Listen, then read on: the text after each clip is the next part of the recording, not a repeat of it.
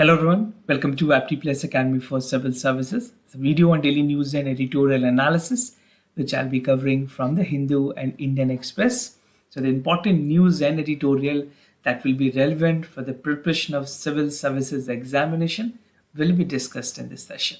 Let's get started with the news topic list.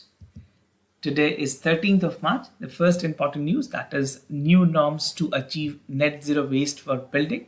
The union government is planning a regulation that how we can achieve the net zero waste for the building.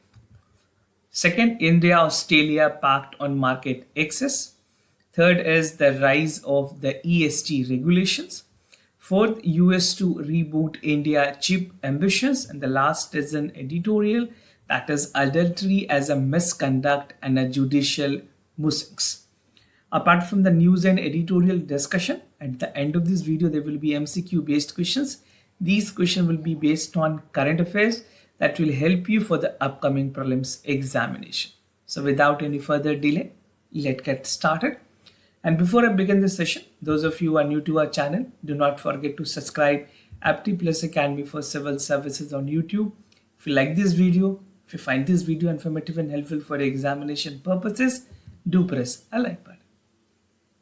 And if you're looking forward for answer writing program for mains, we have NCRT, we have the program for you where 15 questions will be there. Apart from this, there will be NCRT quick book that would be for the history and geography. So do check it out. मैंने video के descriptions में link दिए हैं. Those of you who want to improve your answer writing, this is the best way that you can improve it and get an extra edge in the mains examination. So starting that discussion part of the news, the first is new norms to achieve net zero waste for building, something important for General Studies paper 3 under the subtopic that is conservation, environmental pollutions, degradation and EI. And it is also important for General Studies paper 2 where government policies interventions are concerned. So the union government or the central government is planning to bring up norms for all upcoming housing and commercial complexes to mandatorily ensure the net zero waste. जो net zero waste की concepts है उसको लाने की बात की गई है for all the upcoming housing and commercial projects that will be there. Now before I make the elaborative part of the news, just to tell you and make you understand what is net zero waste, right? So first it called for renewable energy, where an on-site and off-site renewable energy reduced your electricity demand. Second called for zero emissions. When we are talking about net zero waste, these are the things, these are the component of net zero emissions. अगर बात करें net zero waste की, तो net zero waste में ये सारी component होती है. Now zero emission is that zero carbon emissions through green energy and transport for the building occupants. Now, other is water efficiency, reducing the indoor water and outdoor water demand due to low flow and fluctuations of the water recycling. Energy efficiency and storage, that the use of energy storage to achieve flexible load and even provide low cost energy for off-peak time. And last but not the least is the zero wastage, that is opting for reducing the recycling waste and material in building complexes, right? So now the mandatory zero net clauses जो government ने बात की है, they will be coming forward with this, will be crucial to achieve the sustainable development goal, जो SDG के target है, and specifically the goal number 6.3 that aims to halve the proportions of untreated wastewater substantially and increase the recycling and safe use globally by 2030. So this will help to achieve the target, right? And India currently generates 72,368 million liters of urban wastewater, which is only 28% that is treated. So some of the important facts are there. And this is how, if you're writing a question about net zero waste, you have to highlight all the segment that is important. Now, I would like to give a brief about a project that is upcoming by the Mahindra Lifespace. This is Mahindra Lifespace developers. They are building a building in Mumbai, the costing of 500 crore rupees. And this is a green project, right? Where the company is announcing that it will develop only at net zero housing project by 2030 and farm equipment to aerospace conglomerate will come up with the carbon neutral by 2040. and 10 years ahead of the Paris Agreement targets. So this will be India's first building that will be achieving the net zero energy housing project, right? And to implement the government direction, one thing that is very important is the directions and the coordinations to the state.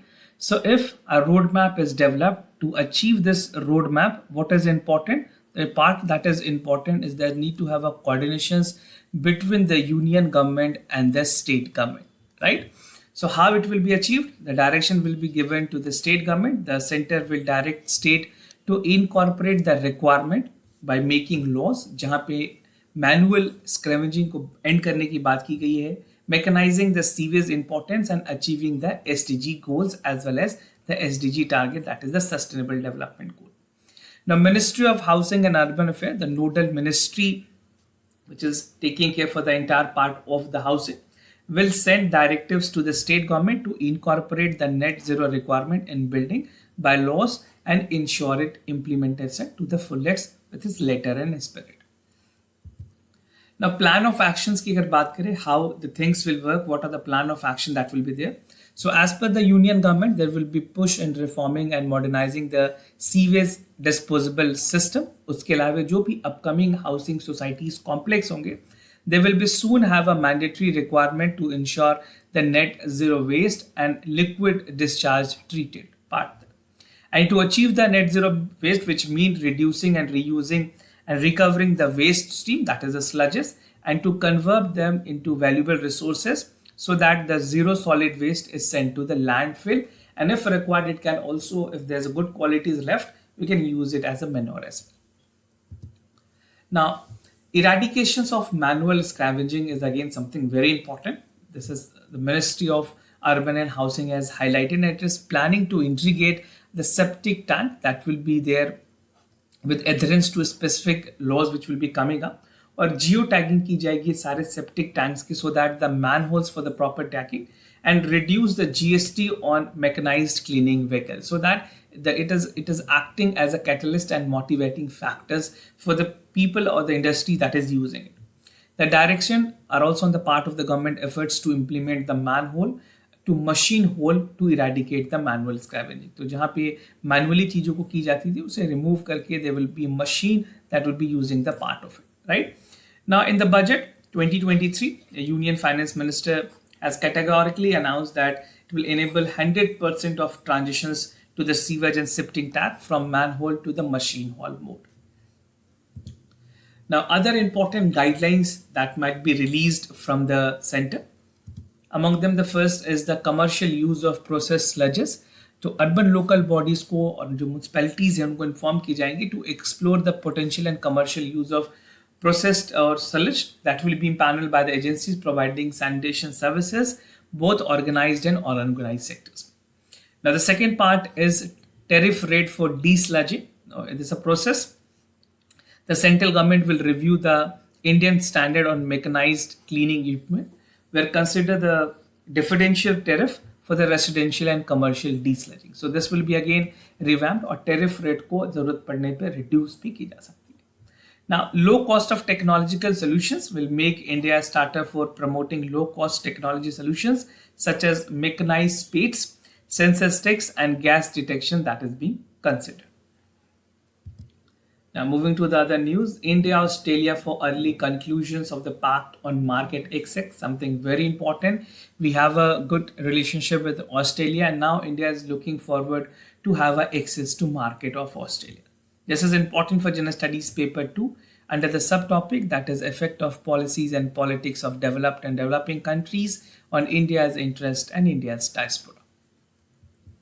So, India and Australia has recently held a joint ministerial commissions जहाँ पे important issues पे discussion हुई है and a full-scale free trade pact to how the investment can be spurred between these two countries were discussed.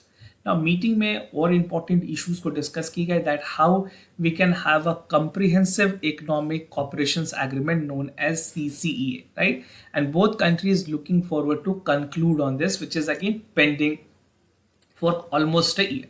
Now, both countries also discussed the engagement in G20, where the issues like Indo-Pacific Economic Framework and world trade organisations की जो important segments हैं उन पे भी बात हुई। Now, what is the merits of comprehensive economic cooperations agreement which India is signing with Australia? तो India और ऑस्ट्रेलिया के बीच में ये जो एग्रीमेंट हो रही है, how this is going to help? The comprehensive economic cooperations agreement will create employment opportunities. First, it will create employment opportunities. It will be providing the living standard and improve general welfare for both countries. Now, this will also have a discussion on deeper market access that India can get to the Aussies market, or you can say the Australia market. And new areas such as digital trade, government procurement, and cooperation will be explored more so that there's a mutual benefit to both the countries, right? Now, apart from this, India and Australia look forward for early conclusions of CECA, where the foundations of economic cooperations and trade agreement, including the trade area of trade, investment, and cooperation, will be explored. And India and Australia will also continue to work in the mutual interest, including the clean economy and resilient supply chain. See, supply chain की अगर बात करें, India has already come up with a national logistic policy, right? So there's a national logistic policy which is there, and at this level, something helping out where the policies are inclined to promote Indianizations of the logistic part. But इस तरह की चीज़ों में जो दूसरी countries के साथ collaborations होगी वह सप्लाई चेन में इंप्रूव करने में भी मदद मिलेगी. Now, strengthening the bilateral trade between India and Australia, this is how it will be done. It will be done through the economic trade deal that will be there by the Economic Cooperations and Trade Agreement known as ETCA. If you're a student and aspirant who are having optional as PSI, जिन लोगों के पास PRIs are optional है, उन लोगों के लिए ये सारी चीजें मैंडेटरी है that you need to write in the paper, right? This will give you an added advantages, and even for general studies paper it is essential. So India and Australia will now aim to conclude the negotiation for comprehensive trade pact by the end of this year, and both countries looking forward to achieve a target of 100 billion of the trade value, something important because it was long pending and now both countries actively looking to achieve the target.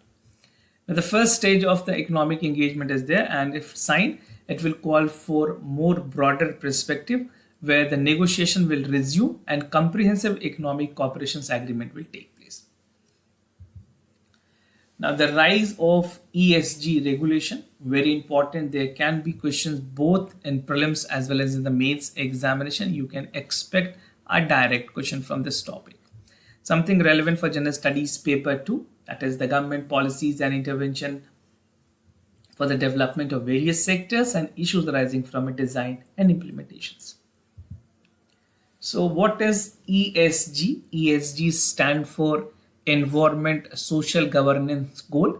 That is a set of standard for a company operating in a like how we can improve for its better governance, क्या ethical practices होनी चाहिए, how an environment friendly measures should be taken, and what are the social responsibility that has to be incorporated by a company's operation. So this is how the total definitions of ESG sum ups. Now I'll give you the detail of the ESG, but before that a little more point that you need to know, that the regulations and cooperation around the world have been embarking on the need for the ESG. और ये कुछ ऐसे methodologies हैं, ऐसे approach हैं where environmental impact, commitment to social issues and even corporate governance are protected, right? Now evolutions की अगर बात करें ESG लॉज की, इंडिया में अभी भी एक nascent स्टेज पे, nascent means it's as a initial stage, right? And it need a lot more maturity, but it will come once it is implemented with full spirit. Now I'll tell you what is ESG in this concept. Now, ESG की बात करें, as I told you, E stand for environment, S for social, and G for governance, right? Now, in environmental, the climate change strategy is very important. Biodiversity preservation, water efficiency, energy efficiency, carbon intensity, and environmental management system has to be there. So these are the component of environment. Now, if you see the component of social, it call for equal opportunities, जहाँ पे freedom of association हो, health and safety, human right, customer and product responsibility, and child labors. Now in governance, what is important? We need to have a business ethics, compliances, board independence, executive compensation, and shareholder democracy. So these are the total part of the ESG. You can even take the screenshot this particular slide so that you can have a better revision. Now, how ESG is different from CSR? In India, we are operating with CSR as a concept, जो कि policy 2013 में government ने लाई थी, right? And there's other changes which was also incorporated in 2021 by the amendment, right? So in this amendment, the government has said that ऐसी companies जिनकी net worth 500 crores की है या total turnover like for a minimum turnover of 1,000 crore and a net profit of 5 crore would require to spend 2% of their net profit over the preceding 3 years for the CSR activities, right? और एक robust mechanism है India में जहाँ पे CSR की अगर बात करें implementations की, that is going through. So corporate social responsibility has played a very significant role in transforming the rural and both urban areas. Now, the ESG regulation, how it is different, because it has a part which involve a process and impact. Not in India, but for many other countries, they have like UK Modern Slavery Act, for example, require the companies with a business in UK with the annual sales of 36 million to publish their efforts taken to, I don't know, what are the efforts they have taken and to analyze how the impact was there in the society. So to analyze what is the risk of human trafficking, child labors, debt bondage and supply chain, establish internal accountability procedures and evaluate the supplier compliances to train supply chain managers regarding these issues. So these are some of the broad area upon which the act which was there in UK have focuses upon. Now, relevance of ESG in India की अगर बात करें, although implementation India में CSR की है, that is the corporate social responsibility. Now, how the relevance of ESG will be there in India? So we see we have already lot of policies that is regulating, like we have Environmental Protection Act 1986, जो कि quasi judicial organizations जो है NGT National Green Tribunal की तरफ से implement होती है और इसकी violations पे एक substantial penalty provisions भी हैं. Now, if you see the part of the ESG requirement is there, whether these law will be important for environment and social safeguard with the new initiative, need to establish, we need to monitor it at the time. At this instances, we cannot implement it directly, but definitely we can think of this. Now, further legislation regarding ESG is likely to given the increased emphasis on India's government ESG issues, and India has to be more proactive in terms of global climate forum and specify the policy development also. Now, what does SEBI stand? अगर Security and Exchange Board of India की बात करें, they are responding to increase the environmental, social and governance. So SEBI in this context is mostly referring to the governance, right? Where the investigations and demand for investor information on ESG risk, sustainability revised annual business responsibility, sustainability report जो कि publish की जाती है, is required by 1,000 largest bidders which SEBI regulate, and it says that the regulation part of the governance is very important when it comes to the companies, and it should have a business responsibility and sustainable report also.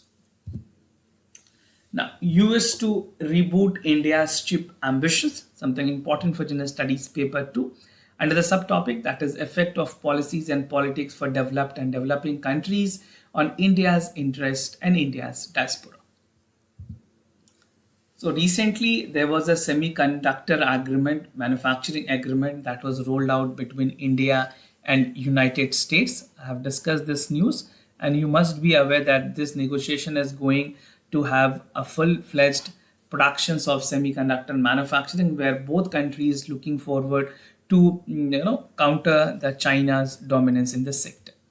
Now, it also allow जो American companies हैं उनको benefit मिलेगी कि वो अपने skill workforce को India से ले पाएंगे, which is something catalyzing on the part of research and development in the semiconductor industries and related industries. Now, India की domestic industries की अगर बात करें, this coalition will help in the potential realignment with India's current policy in the chip manufacturing. Now, when I talked about domestic policies, I'm specifically focusing on the PLI, that is Production Link Incentive Scheme that government has released. Now, according to industries, खास करके अगर Indian Cellular and Electronic Association की बात करें, Taiwan is a country which account for 70% of chip in the mobile phone that we are utilizing, right? and it is expected that semiconductor market will reach 63 billion by 2026 and 15 billion in 2020. That is the current value.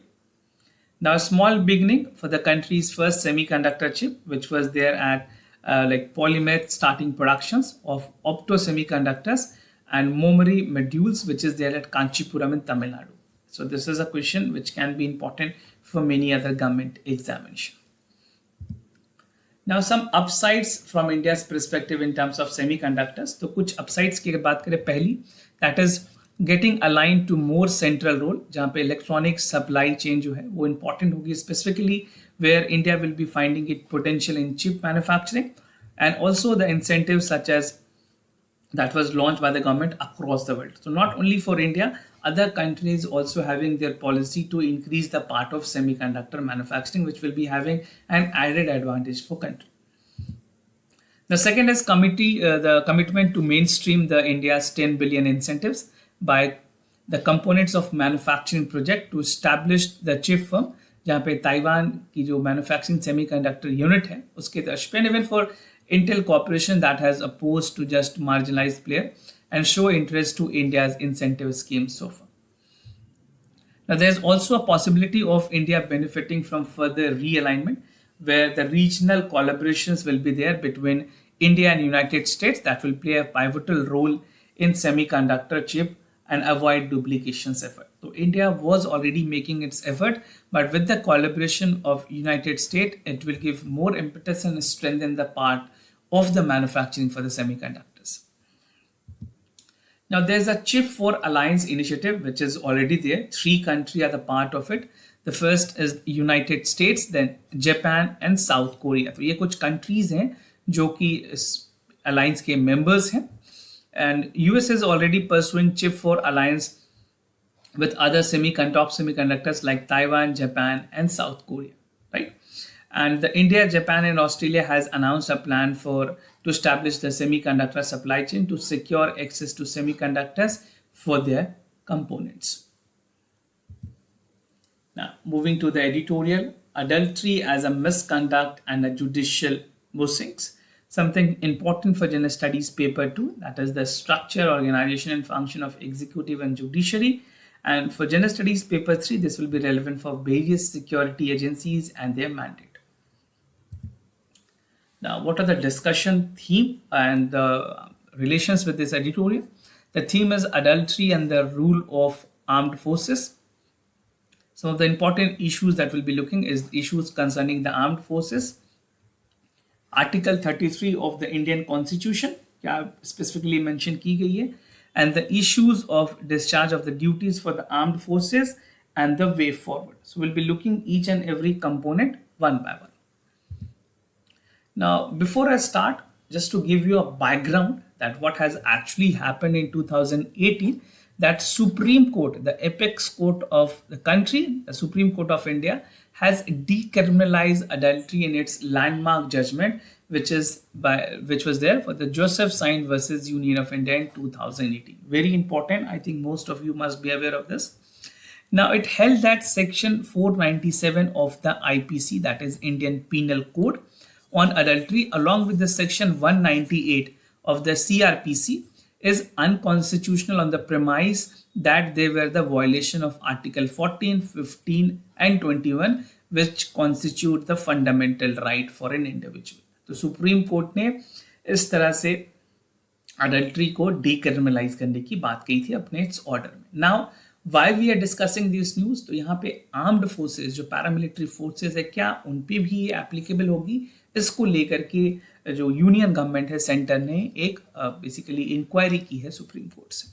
So the concerns is regarding the armed forces. So the union government has sought a clarifications from the Supreme Court saying that whether the adulterous act that is there governing the section, तो armed act जो है या फिर जो air force act है, जो navy के act है, उसके लिए क्या स्पेशल लेजिस्लेशन की जरूरत है, जो कि आर्टिकल 33 ऑफ इंडियन कॉन्स्टिट्यूशन में स्पेसिफाई करती है पार्लियामेंट के पास एक स्पेशल पावर को, जो कि वो कर सकती है एग्जेम्पशंस के लिए. Now, on 31st, 2023, 5 constitutional bench, which was headed by K.M. Joseph, has said that while passing the judgment in 2018, the court was not concerned with the laws of the armed forces and therefore did not stand on their way. तो armed forces के लिए specific laws और rules parliament बना सकती है. This law which decriminalize might not be applicable to the paramilitary or armed forces. Now, what does Article 33 of Indian Constitution says? As per Article 33 of Indian Constitution, it empowers the Parliament. There is a question in prelims examination like which is the concerned authority to constitute under Article 33. So the correct answer is Parliament. To restrict or abrogate the fundamental right of the member of armed forces. Armed force के members में जो fundamental right की बात आती है जो कि article 33 में स्पेसिफिकली मेंशन है, उसकी पावर पार्लियामेंट को दी गई है, चाहे वो आर्म्ड फोर्सेस हो, पैरामिलिट्री फोर्सेस हो, पुलिस फोर्सेस हो, इंटेलिजेंस एजेंसीज हो और एनालॉगस फोर्सेस हो, उनकी फंडामेंटल राइट को एब्रोगेट करना, रिस्ट्रिक्ट करने का पावर पार्लियामेंट के पास है. And this is under article 33 of the Indian Constitution. Right? The objective of this provision is to ensure a proper discharge of their duties and maintenance in the discipline. So there's a specific provision which is mentioned. Now the Supreme Court judgment which is there, which not be applicable for the armed forces, and the power to make laws under Article 33 is conferred only to Parliament and not to state legislature. तो ये Parliament सिर्फ और सिर्फ India में Parliament के पास है. Even the part of the state legislature is not assigned to this. Now, issues of discharge of duties की अगर बात करें, the debatable, even the like moot बात करें, जो questions की moot means which is debatable, whether these observation by the court given impression to the armed forces may go ahead with disciplinary actions for misconduct of the adultery act, because before this judgment which Supreme Court has given 2018, there was a basically at the prima facie it was said that Supreme Court has given judgment, so we cannot decriminalize, we have to decriminalize that adultery act. But recent में जब Supreme Court ने अभी 2021 में जो judgment दी है, उसमें ये categorically जो Supreme Court की अगर बात करें specifically in this context, तो Supreme Court ने कहा है कि रूल्स और रेगुलेशंस आर्म्ड फोर्सेस के लिए डिफरेंट होंगी, जो कि पार्लियामेंट के पास पावर है उसे कर्ब करने की, एब्रोगेट करने की या रिस्ट्रिक्ट करने की. So there can be a question in a comparison that whether the fundamental right for the armed forces is violated or this is under the spirit for the disciplinary actions. Now, way forward की अगर बात करें, although Article 33 of the Indian Constitution empower the Parliament to restrict the fundamental right for the armed forces, and the caveat is that it will ensure a proper discharge of the duties and maintain the disciplinary that can be overlooked, right? और ये principal apply होती है members forces पे, जितनी भी paramilitary forces हैं, to maintain the public order and maintain a discipline in the armed forces. Now the legislative intent of article 33 of the Indian constitution must also be similar, जहाँ पे इसे sacrosanct बनाई गई है for right to privacy, and even the armed forces can not be taken away with the guise of the special legislation and that has some nexus with the duties. अगर कोई ऐसी बात होती है where the disciplinary and out of box thing is happening, then only the parliament can take the cognizance of that and a specific rules and regulation can be there which will be curbing the fundamental right for the armed forces, right? So this is something that has to be given a context, then only the parliament can come up with the rules and regulation. Now moving to the MCQ questions of the day. Before I proceed, just to tell you the answers of yesterday's questions. For first question, the correct option is B. For second question, the correct option is A. Today's MCQ for practice, that is Defense Expo 2022. It was the first expo where only Indian company participated and exhibited only India-made equipments. The theme is Path to Pride. So do check it out for the correct option. Second is Positive Indianization List. It is the list of items for the armed forces produced only for domestic manufacturing. The manufacturer should only be like defense public sector undertaking and not the private sectors. So these are some of the statements that you have to consider and choose the correct option. This was all about for the daily news and editorial analysis followed by the MCQ questions. If you have any other concern, you can let me know. We'll be more than happy to assist you. For time being, I'm signing off. Thank you so much for watching this video.